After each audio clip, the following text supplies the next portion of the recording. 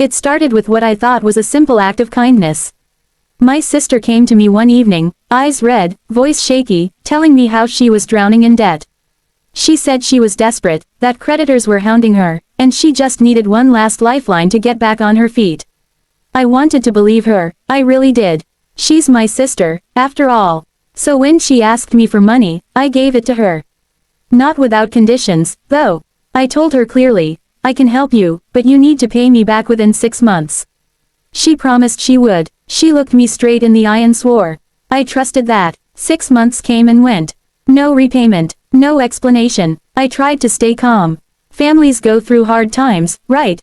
Maybe she just needed a little more time. But then a year passed. And that's when I saw her. Not stressed, not worried, not scrambling to make ends meet. No, she was flaunting a brand new luxury car, pulling up with a smug grin like she'd just won the lottery. My stomach dropped. I couldn't believe it. When I confronted her, she laughed and said, "Oh, I can't pay you back right now. Things are tight, while she's cruising around in leather seats with a sunroof.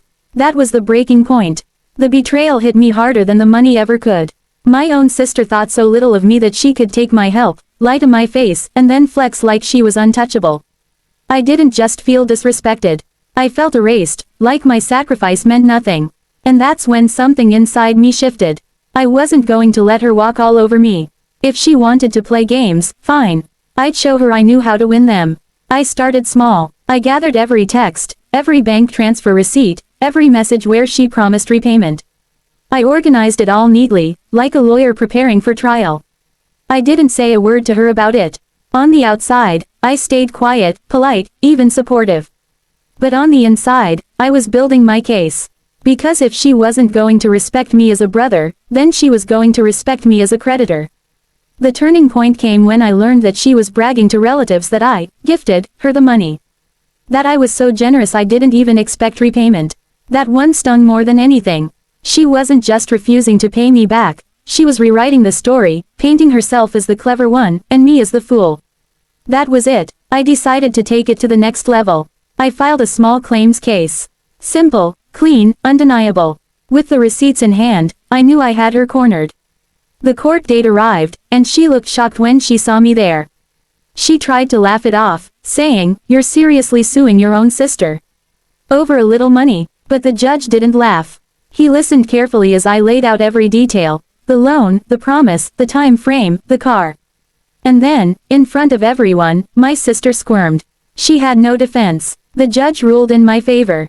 Watching her face fall as the judgment came down was pure satisfaction. She wasn't untouchable anymore. She had to pay me back, not because I begged, not because I reminded her, but because the law demanded it. And the best part, the story she spun to the family unraveled in seconds. Everyone saw the truth. I wasn't a fool. I was the one who finally stood up for myself.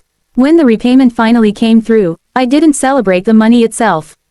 What mattered was the principle. She had to face the consequences of treating me like a doormat. That day, I learned something important. Kindness without respect gets twisted into weakness. And sometimes, the sweetest revenge isn't anger, or screaming, or cutting someone off. It's calmly showing them that you can't be underestimated, that their lies have limits, and that even family isn't above accountability. So, to anyone out there who's been used, betrayed, or brushed aside, remember this: you don't have to match their cruelty with cruelty. Sometimes the most powerful revenge is taking back your dignity and letting the truth do the heavy lifting. And if this story gave you even the smallest rush of satisfaction, hit that like button, share your own revenge stories in the comments, and don't forget to subscribe for more tales of karma, justice, and sweet, sweet payback.